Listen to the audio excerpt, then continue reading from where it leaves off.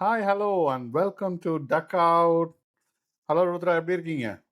Hello, நல்லா இருக்கேன். நீங்க எப்படி இருக்கீங்க? சூப்பர் சூப்பர் மாசா இருக்கும். IPL S. ஸ்டார்ட் பண்ணி நல்லா கலகலப்பா போயிட்டு இருக்கு. அதான் சந்தோஷமா இருக்கு. டெய்லி ஈவினிங் ஏதாச்சும் ஒன்று to entertain us. So yeah. Yes, 6 மணி ஆச்சுன்னா நம்மள உட்காந்துனா யாரும் கையால பிடிக்க முடியாதுன்ற மாதிரி எஸ். அதே அதே. டெய்லி ஒரு என்டர்டெயின்மெண்ட் கேம் செம்ம ஜாலியா போயிட்டு இருக்கு. ஆக்சுவலா நம்ம எல்லாருமே வந்து மைண்ட்ல வச்சிருந்திருப்போம், இந்த டீம் செலக்ட் ஆகும், இந்த டீம் இப்படி விளையாடும்னு. ஆக்சுவலா இப்ப நம்ம எல்லா டீமும் விளையாடுறத பார்த்துட்டோம். ஒன்ஸ் அவங்களுடைய ஸ்ட்ராட்டஜி, அவங்களுடைய பிளேயிங் 11, அவங்களுடைய காம்பினேஷன்ஸ் எல்லாம் பார்த்துட்டோம். இதுக்கப்புறம் ஏதாவது சேஞ்சஸ் நம்ம மைண்ட்ல வந்திருக்குமா அப்படின்லாம் யோசனை போவோம்.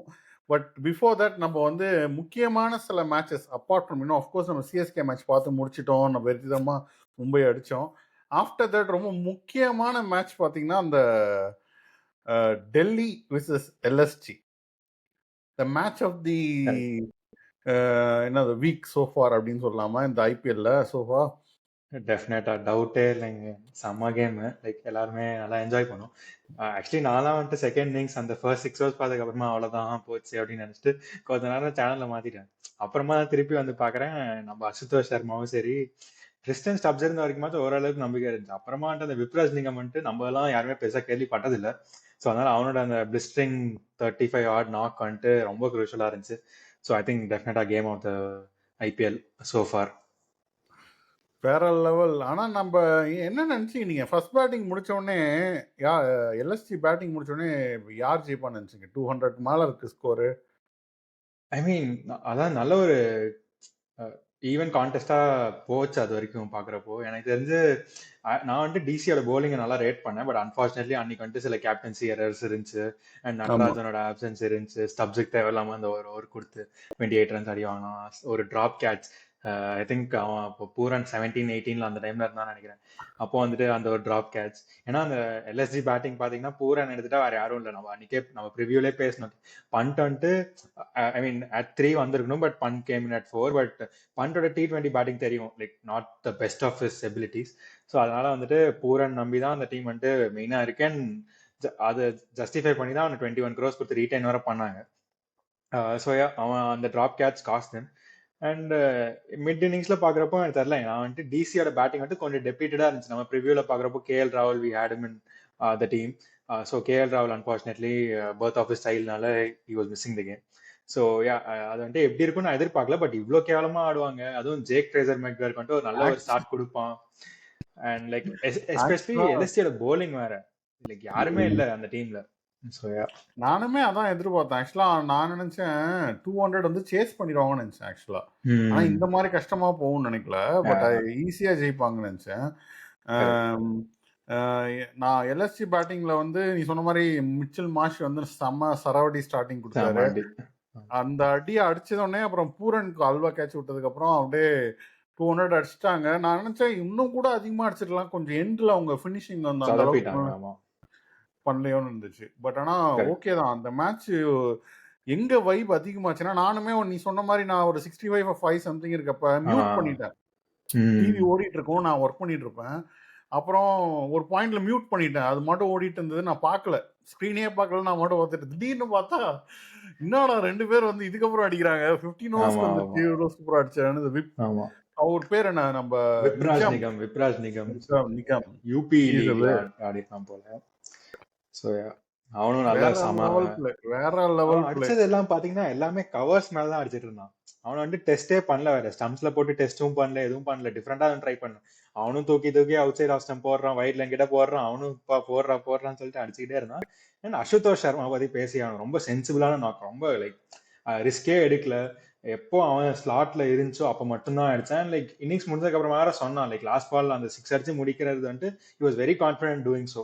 ஸோ அதெல்லாம் வந்துட்டு எவ்வளவு நல்ல ஒரு கிளாரிட்டி இருந்தா மட்டும்தான் அப்படி ஆட முடியும். அண்ட் கெவின் பீட்டர்சனும் அதை பத்தி நிறைய ஹைலைட் பண்ணான் அவனோட ஸ்பீச்ல.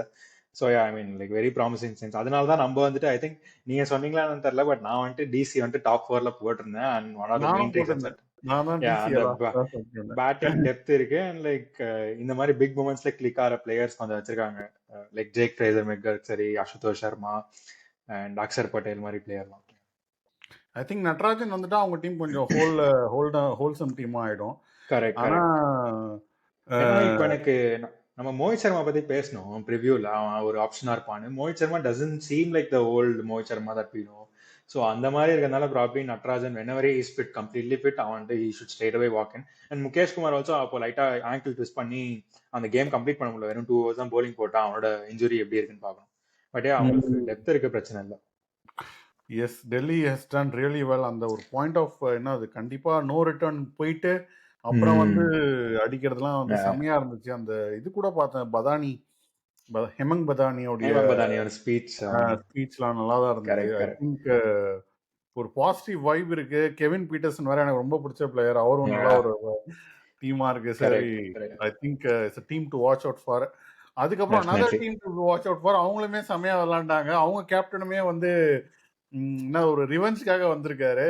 ஸ்ரேயஸ் ஐயர் பேட்டிங்லே தெரிஞ்சு அவ்வளவு சொன்னா நம்ம 2 பேர் தான் வந்துட்டு, அவங்க வந்துட்டு அண்டர் டாக்ஸ் கண்டிப்பா வந்துட்டு டாப் 5ல முடிக்கிறதுக்கான டீம் வச்சிருக்காங்க.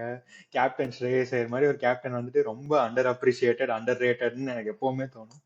ஐ மீன் லைக் அவனோட ஆர்க்குங்க எப்படி இருந்தான். லைக் நான் வந்துட்டு I wasn't a big fan of his. Like அந்த 2019-20 டைம்ல அந்த எப்போ அந்த பேட்டிங் அவ்வளோ ஃபிளாஸ் இருந்துச்சோ, I wasn't a big fan of his. ஏன்னா எப்போ வேணாலும் அவன் வல்லரபிளா இருக்கலாம், எப்போ வேணாலும் எக்ஸ்ப்ளாய்ட் ஆகலான்ற மாதிரி தெரியும். பட் 23 வேர்ல்ட் கப்ல இருந்து அவனோட டேர்ன் அரவுண்ட் இருக்கு in terms of character, batting, captaincy எல்லாமே ஒரு மாதிரி செம பாசிட்டிவ். இப்போ நான் ஆக்சுவலி லைக் ஒரு மாதிரி one of the favourite cricketers going around for மீனா ஸ்ரேயஸ் ஐயர் சொல்லுவேன். அண்ட் லைக் அது ப்ரூவ் பண்ற மாதிரி ஒரு நாக், என்ன நாக் அதெல்லாம் சான்ஸே இல்ல. இந்த ஒரு அரகண்டா இருக்காங்க, அப்படியே பாக்குறதுக்கு ஒரு ஸ்டைலிஷா அப்படியே வந்தனா ஒரு இந்த ஹர்திக் பாண்டியா மோட் அவனுக்கும் வருது லைட்டா பார்த்தா சம்டைம்ஸ் ஒரு மாதிரி. என்ன பாசிட்டிவ் ஆட்டிட்யூட் நல்லா சேனலைஸ் பண்றான், சூப்பரா பண்றான், ஆக்சுவலா நல்லா விளையாடுறான். ஐ திங்க் பாண்டிங் ஷேயஸ் ஐயர் கோம்போ செமையா ஸ்டார்ட் பண்ணிருக்கு against GT. On the other hand வந்து அவங்களுமே நல்லா தான் ஸ்டார்ட் பண்ணாங்க. They could have also finished. கடைசியில பார்த்தனா அந்த லாஸ்ட் 4 ஓவர் வந்து பவுலர் வைஷாக் விஜயகுமார் சூப்பரா போனா, நல்ல கிளாரிட்டி. இதாங்க ஒரு கிளாரிட்டி வேணும். ஓகே, இப்ப நம்ம கம்ப்ளைண்ட் பண்றோம் எல்லாமே பேட்டிங் ஃப்ரெண்ட்லியா ஆயிடுச்சு, லைக் பிச்சர்ஸ்லாம் அப்படி இருக்கு. அதை பத்தி நான் வந்துட்டு I don't have an opinion because அப்படிதான் இருக்கு. லைக் பேட்டர்ஸ் மட்டும் தான், it is more of bat versus bat game மாதிரி தான் ஆயிடுச்சு. பட் இந்த மாதிரி ஒரு கிளாரிட்டியோட ஒரு அப்ரோச்சோட ஒரு பவுலர் வரானா அவனை வந்துட்டு நம்ம ரொம்ப அப்ரிஷியேட் பண்ணுவோம். ஐ திங்க் அந்த மாதிரி ஆயிடுச்சு. இப்போ அவன் வந்துட்டு பாருங்க, ஸ்டம்புக்கே போடல, எல்லா பாலும் டிஃபென்சிவ் ஃபீல்ட் வச்சு டிஃபென்சிவா வந்துட்டு அவன் outside off stump wide line கிட்ட போட்டுக்கிட்டே இருந்தான். அந்த மாதிரி ஒரு அப்ரோச் தான் எடுத்துட்டு வந்தான். I wasn't looking for wickets. அவனுக்கு தெரியும் இந்த டைம்ல வந்துட்டு நம்ம இதை பத்தி நம்ம ஹர்ஷல் படேல் பத்தி கூட பேசணும், ஞாபகம் இருக்குங்களா? அந்த லக்ஸரி இருக்கிறப்போ அவனால வந்துட்டு அட்டாக்கிங்கா போக முடியும்ன்ற. அதான் இவனுக்கு வந்து லக்ஸரி இல்ல, டிஃபென்சிவா போய் ஆகணும்னா அவன் அதை தான் ஃபோக்கஸ் பண்ணி ஆகணும். So 6 balls on the trot ஆனாலும் அந்த outside off stump yorker போட முடியுதுன்னா அவன் பாருங்க, அவன் 2 ஓவர்ல வந்துட்டு 10 runs தான் போனான். ஒன்லி ராகுல் தேவாட்டியா வந்ததுக்கு அப்புறம் மட்டும்தான் அவுட் சைட் ஆஃப் ஸ்டெம் வந்துட்டு ஒரு 6 அடிச்சான், டுவர்ட்ஸ் ஸ்கொயர் லெக் ஸ்வீப் பண்ணி ஒரு 6 அடிச்சான். பட் மற்றபடி வந்துட்டு அவன் ரொம்ப கன்சிஸ்டன்டா அங்க போட்டான். Like good science in terms of his clarity and approach to the game. வேற லெவல். கேப்டன்சியும் நல்லா இருந்துச்சு டுவர்ட்ஸ் தி எண்ட். 100%. அதான் நம்ம ஸ்ரேயஸ் பத்தி only positives for me. Like captaincy click ஆயிடுச்சு. ஐ மீன் லைக் அர்ஷதீப்போட பார்ட் கூட இருந்துச்சு போல, லைக் வைஷாக் கொண்டு வரதுக்கு. அவன் வந்துட்டு அந்த வீடியோ நான் பார்த்தேன், வந்துட்டு வைஷாக் கொண்டு வரணும் அப்படின்னு சொல்லிட்டு 13th over டைம்ல அவன் வந்துட்டு சொல்லியிருப்பான். And on the other hand நம்ம ஜிடி பத்தி பிரியான்ஷ் ஆர்யா பத்தி நான் பேசணும்னு நினைச்சாங்க. Like again another talented youngster, like டெல்லியில இருந்து வந்திருக்கான். அண்ட் லைக் அவனும் நல்லா இம்ப்ரெசிவா இருந்தான். இந்த அப்ரோச், அதாவது இந்த T20 கேமுக்கு இப்ப எல்லா பேட்டர்ஸும் ரெடியே வந்துட்டாங்க.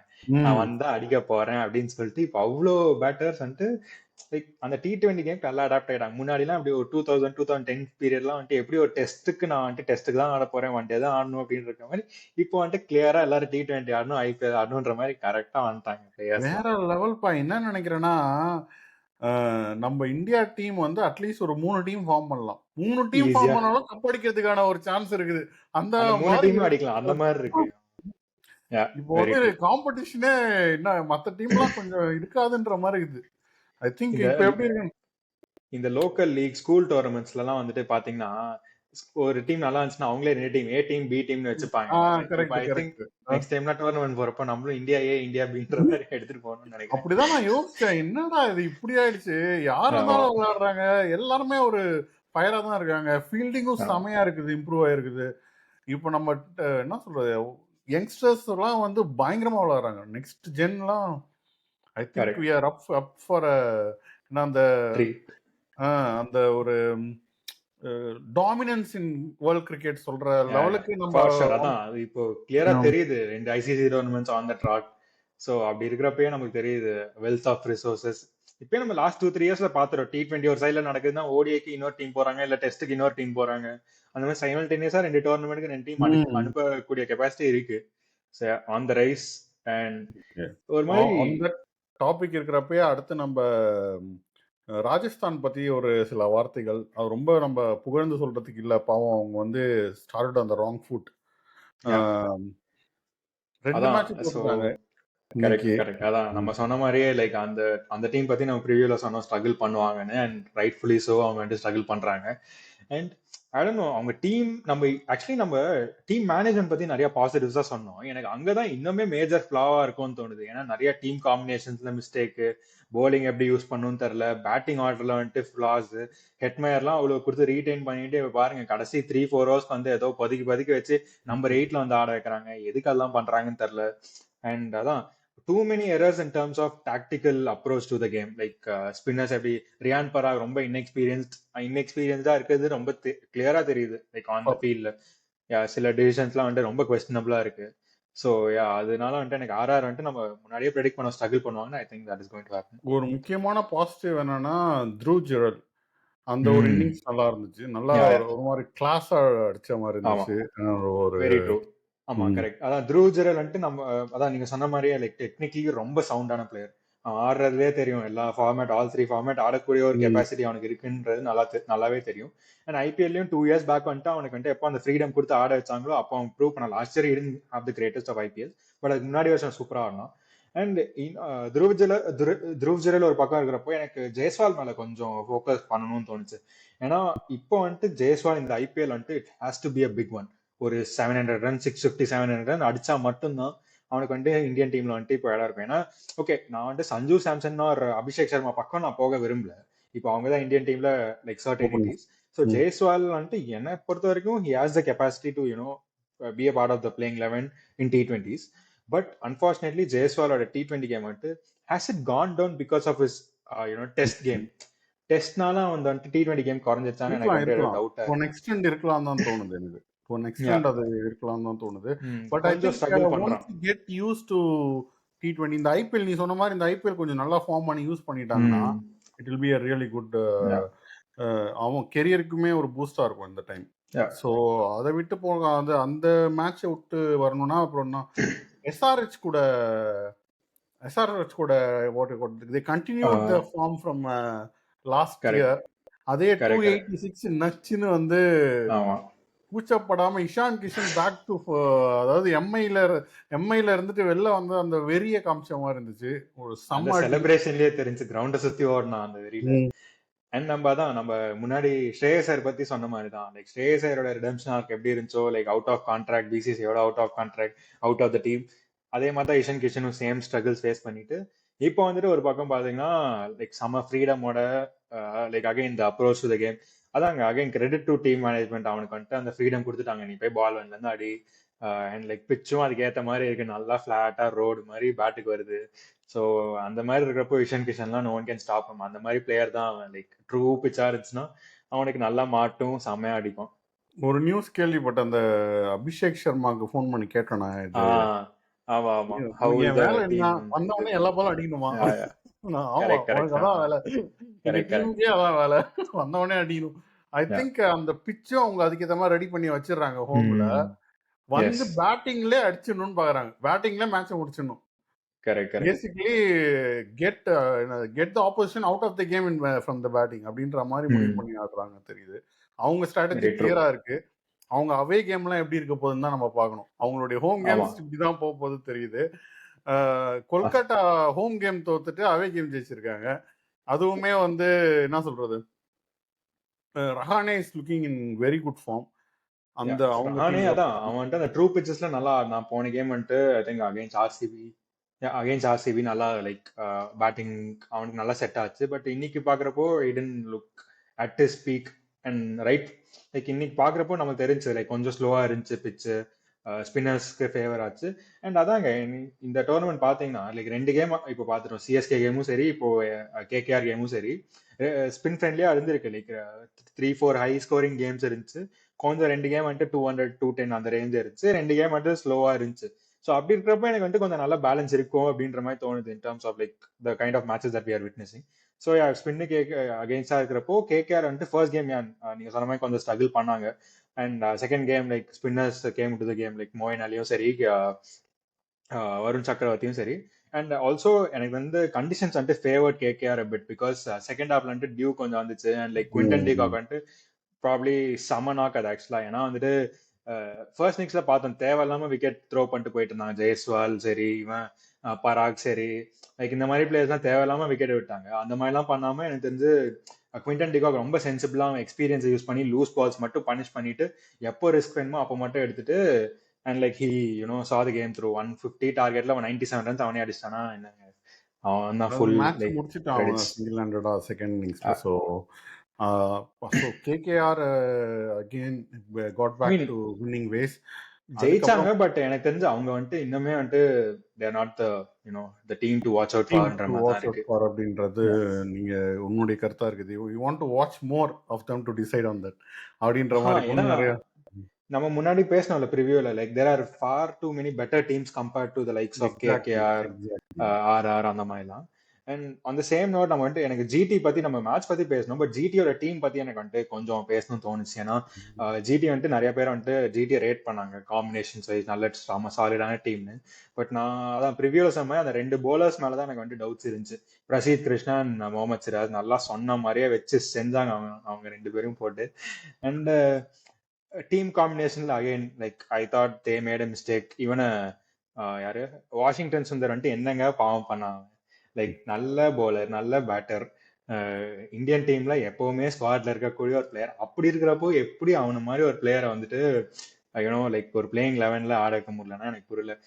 ஐ மீன் லைக் அது என்னால ஆக்சுவலா I just can't wrap my head around. நான் வந்து இவரா ஆட மாட்டாங்கன்னு நினைச்சேன். நம்ம சாய் சாய் கிஷோர். கிஷோரா ஆட மாட்டாங்கன்னு நினைச்சேன். பட் பரவாயில்ல, சாய் கிஷோர் ஆடினாங்க, நல்ல விஷயம்.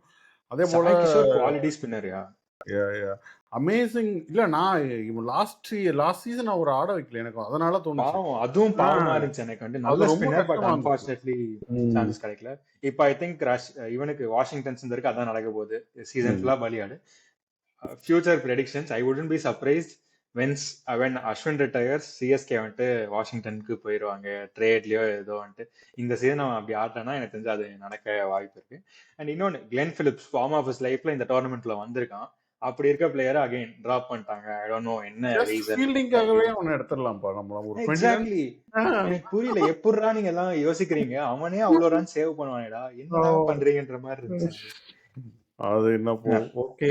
ஜிடியும் வந்து I think they have some thinking to do to come back into the tournament. ஆனா they have a very good squad on a whole. அவங்க வந்து கொஞ்சம் டீம் காம்பினேஷன் சொன்ன மாதிரி மாத்துனாங்கன்னா they have a scope to come in top 5 அந்த மாதிரி வரதுக்கு chance இருக்கு. டாப் 4 போறதுக்கு கஷ்டம் தான். டாப் 5 அவங்களோட பெட்டர் டீம்ஸ் இருக்காங்க. பெட்டர் டீம்ஸ் இருக்கு. டாப் 5க்கு கொஞ்சம் ட்ரை பண்ணலாம். அந்த 5th ஸ்பாட்டுக்கு ட்ரை பண்ணலாம்.